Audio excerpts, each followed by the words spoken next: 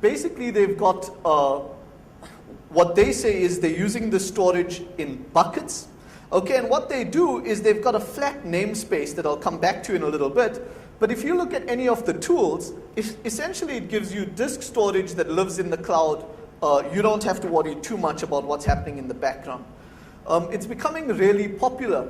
Already by January 2008, they were storing 14 billion objects in S3.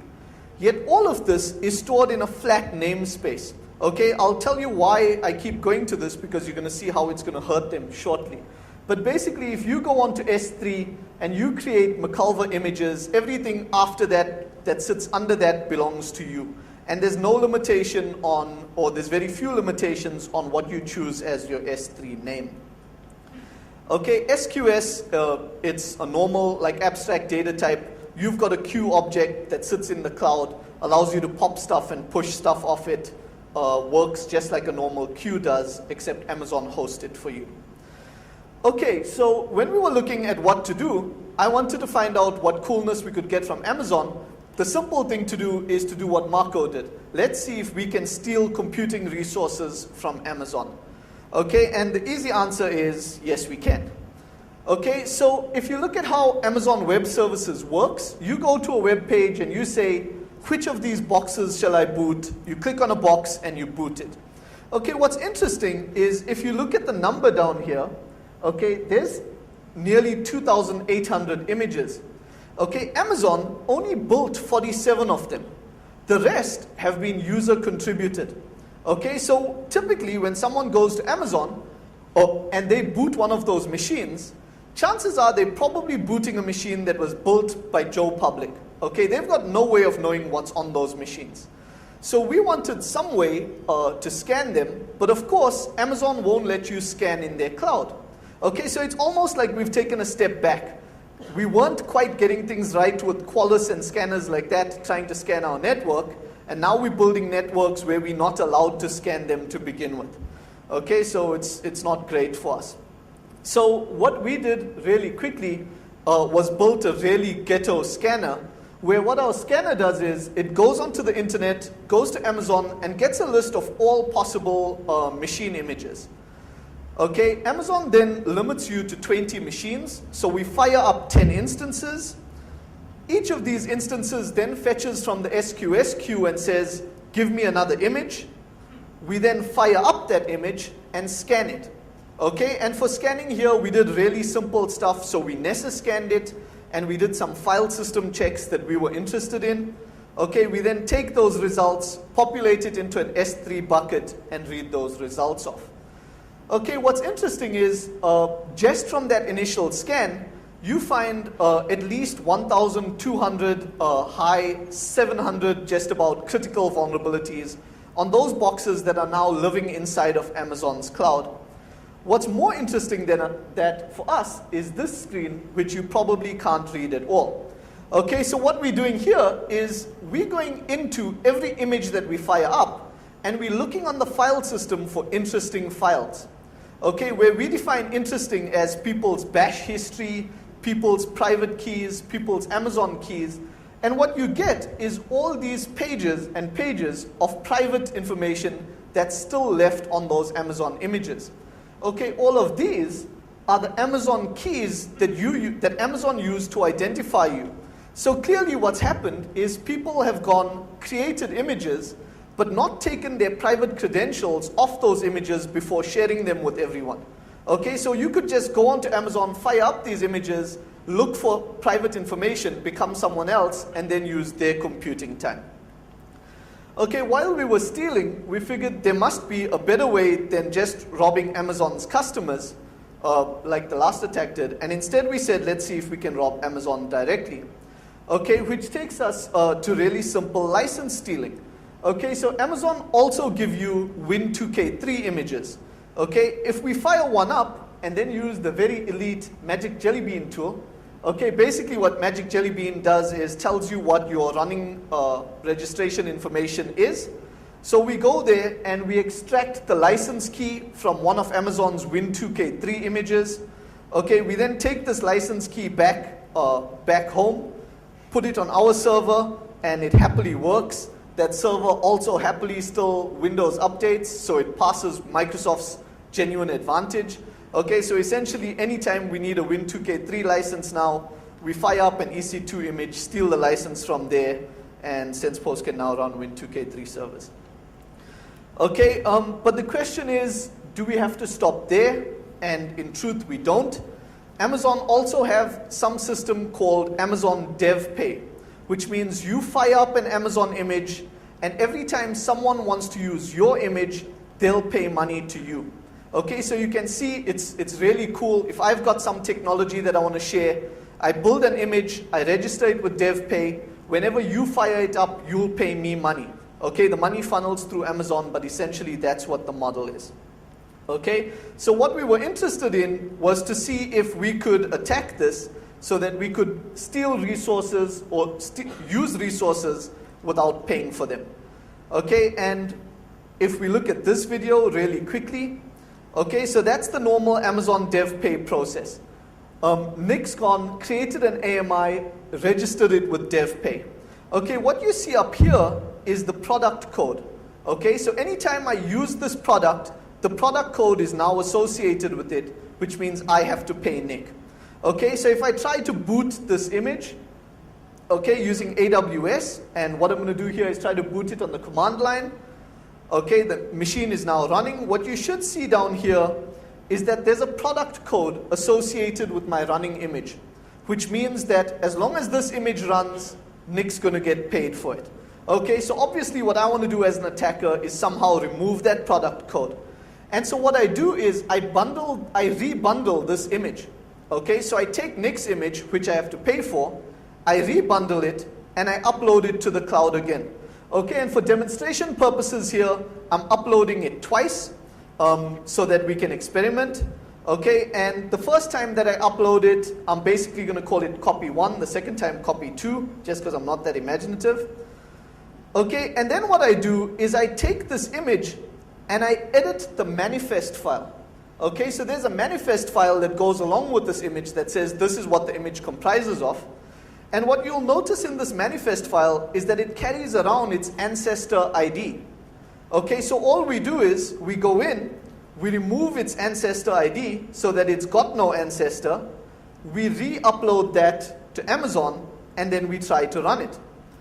Okay, and what we find, sadly, is that it fails. Okay, and that's because Amazon comes back and tells you this image has an invalid signature. Are you sure you're the machine owner? Okay, so it's pretty simple. They're doing some sort of signature check on it. So we go back and look at that manifest file. And remember, all of these tools that bundle images and upload images are sitting on your machine. Okay, so if you look through these tools, you'll find Ruby code that generates that signature. Okay, so all we do now is we find that Ruby code. We then take our new manifest file with the ancestry removed. We run it through our script so that it now re-signs that file. And we upload our newly signed file to Amazon. And now Amazon accepts it. And now Nick no longer gets paid. Okay, so essentially, we download his image, remove the ancestry, re-sign the image, and upload it. And from now on, Nick's no longer the owner of it. I'm the owner of it, and I can keep using it. Okay, and what we see here is even though we stop paying Nick, we're still happily able to run his image. Okay, if we go back here. Okay, the other thing that's interesting with Amazon Web Services is their big push is their availability. Okay, they basically tell you, Amazon knows uptime, Amazon knows DDoS, so use us. Okay, and they do point out that they can handle DDoS like nobody else can. Okay, the problem is DDoS is really not a 2010, 2009 problem. Okay, there's lots of other ways to create a denial of service situation without sending lots of packets to Amazon. Okay, Amazon are aware of this, so one of the things they do is they restrict you to only firing up 20 images. Okay, you can't fire up more images than us. But of course, one of the things that we figure out, and I'll skip the video, is that we can automate the sign-up process. Okay, so again, using Twill and about 5 minutes of coding, you can automate it so you can say, sign me up for 30 accounts. Okay, and then each of those 30 accounts now have the 20 limit. Okay, but you can see where that problem is going. Okay, so we timed our script, and in 3 minutes, if we run it, it can create 20 accounts. And if we run that script in a loop, each of those 20 accounts then fire up 20 machines, and each of those machines create 20 accounts that fire up 20 machines. Okay, and you can see that this is going to scale, and essentially after 9 iterations at 3 minutes each, you would have fired up something like 8 billion images on Amazon's cloud. Okay, it doesn't matter if they're doing DDoS protection, this will drop them, bring them to a grinding halt. Okay, another way for us to steal images, if we're looking really simply, is Amazon basically tell you, you're about to log into this machine, please make sure this machine is safe. And they give you 5 bullet points that say, this is how you know it's safe. Check the SSH authorized key file, check for running services. Okay, all our years of incident response has now come down to 5 bullet points. 6. Make sure that all cron jobs are legitimate. Okay, which obviously is going to be a really poor way for you to tell that a machine is safe or not. So what we wanted to do is build an image, make it evil, upload it to Amazon, and see if people would run it for us. Okay, so we thought it would be really simple. Bundle one, throw one up there. The moment you register it, Amazon give you an AMI ID. We wait till someone runs it, and we declare victory.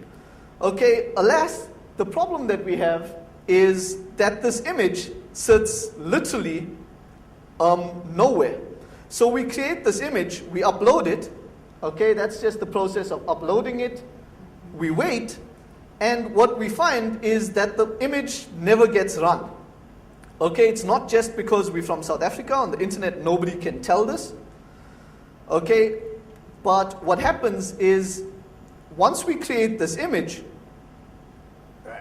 and upload it, okay, I'm going to skip through it really quickly because once again we're short of time. What you find is if we go to just our images, there's our image that we've loaded, and you'll find that this image is sitting on page something like 60. Okay, so once someone hits the Amazon page, they've got to scroll through right down to like the 2000th image before they find us. Okay, and that's why nobody is running our image, because it shows up too late on Amazon's rankings. So instead what we do is we write a really simple Python script. And all the script is going to do is it's going to register an image, take a look at the AMI ID that Amazon gives us, and if the ID is too high, we're going to deregister that image. So what we're hoping to do is that sooner or later, Amazon will give us a low registration number. Okay, so the first time we left this running for about 12 hours, okay, and eventually it came back after 12 hours, gave us a hit that puts us on Amazon's front page. Okay, the second time we ran it, it took us only 4 hours. But essentially, because it cycles around, sooner or later you're going to get an image number like this one that now shows up on page 1. Okay, so the moment someone goes to page 1, they're now going to see our image. It increases the likelihood that someone's going to run it.